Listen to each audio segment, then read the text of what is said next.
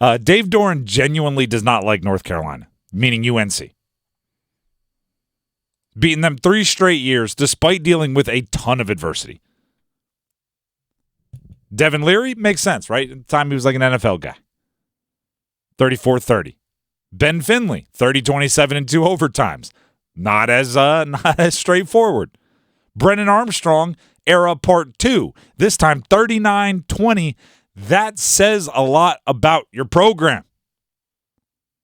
Dave Doeren, and I know Carolina fans won't love this, he has every right to talk all the trash he wants to talk. He has every right to try to turn Saturday into big recruiting wins. He has every right to try to turn Saturday into big name, image, and likeness to the collective dollars movements. I don't know what we call it. It's a new world. He has every right to try to turn a three-peat of wins by NC State against North Carolina into whatever he wants to turn it into. To the winner goes the spoils. If you don't want him to do it, beat him. Here's Dave Doeren after the game on ACC Network. Half the movements that coach just beat UNC. It's like, really? And as time went on, I got a feel for why.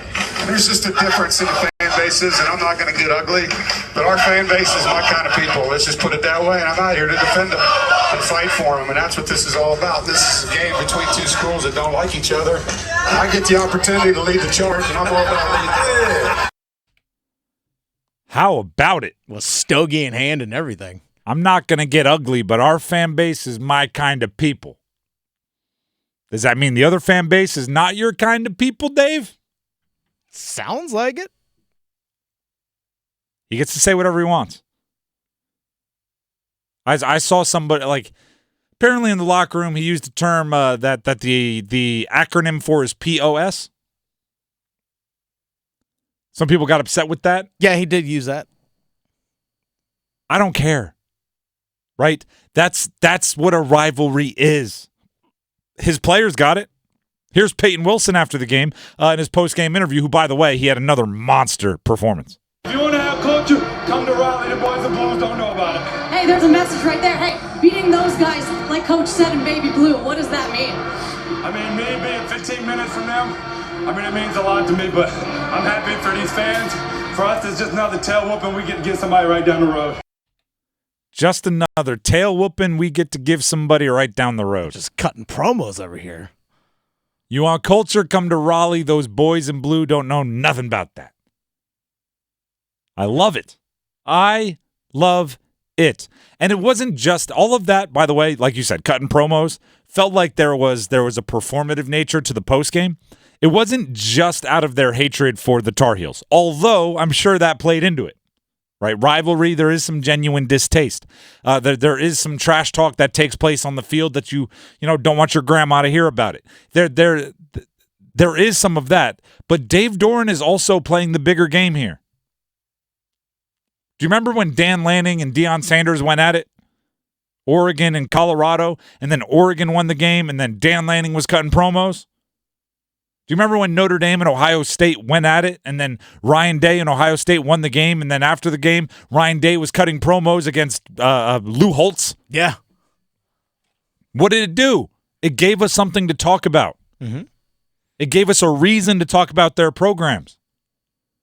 NC State and Dave Doeren have been doing that.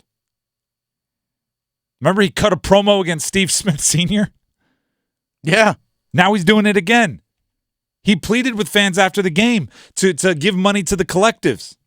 He's painting himself into a role. He's creating a brand, which is so vitally important in 2023 college football. Vitally important. You have to do something that distinguishes yourself. You used to be able to recruit off region, right? If you wanted to watch this team play, or if you wanted your friends and family to be able to watch you play college football, you had to go to a team that played in the region, so you'd be on the regional networks. Now it's like every game you can find. Right? As long as you have the CW, you catch them all. ACC app. So what makes you different? He is pinning himself as the anti-Mac Brown, the anti-Mike Elko. Mike Elko just took a job in the middle of the night. Dave Doeren earlier this year said he wants to retire as the head coach of the NC State Wolfpack. Mac Brown recruits like a madman. Doesn't always develop that talent. What is Dave Doeren saying? I am developing what I can. I need some money to get the recruits. I need some money to get them to stay here. Loyalty to me, genuine loyalty, not faux loyalty, goes a long way. It's one thing to say, hey, I love it here and I'm never going to leave, and then leave. And by the way, people can sense it. When Mike Elko was doing the whole, oh, I love it here, when he was doing the whole, why does everybody always ask me, right? When you're doing good, people think you're going to leave. When you're doing bad, people think you're going to leave. I was sitting there saying, you did not say you weren't leaving. My antennas my alarms were going off. Dave Doeren, those alarms don't go off. When he says I want to stay in Raleigh, I fully believe him, right? My BS radar is silent. When he gets mad at North Carolina, meaning UNC, after the game, and he cuts the promo, I think it's genuine. I think he's saying, hey, we just beat our rival, who I don't like, who I want to beat every single year, and I'm going to try to maximize the impact of that rivalry win by letting some of my inside emotions come outside of my body. And oh, by the way, Brennan Armstrong's one of the better stories in college sports. And I think that comes from what Peyton Wilson was saying. That's culture. Brennan Armstrong made a speech to the team about embracing MJ Morris after Brennan Armstrong was benched for MJ Morris. And then when MJ Morris decided he didn't want to play anymore, Brennan Armstrong stepped up and everybody knew he had what's best interest of the team at heart.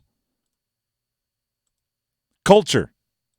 It matters. College sports, they matter. The type of people you bring into your program, it matters. Winning, how about that? It matters.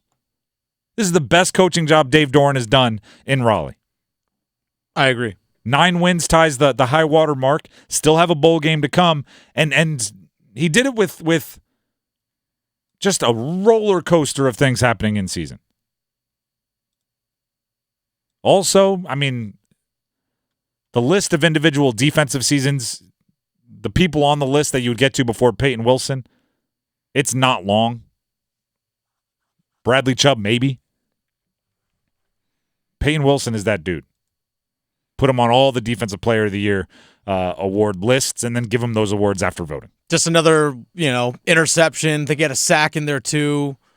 Forced fumble. Forced fumbles. 15 tackle for tackles. loss. Yeah, it's just a ho-hum day. And like Marquise Williams, former North Carolina quarterback, UNC quarterback, I saw he posted, like, I'm always going to keep it real. Peyton Wilson's a dog. Like, yeah. In that rivalry, when you start to have the guys that wear the baby blue looking at a guy that wears red and going, what do you want me to say? He's pretty darn good.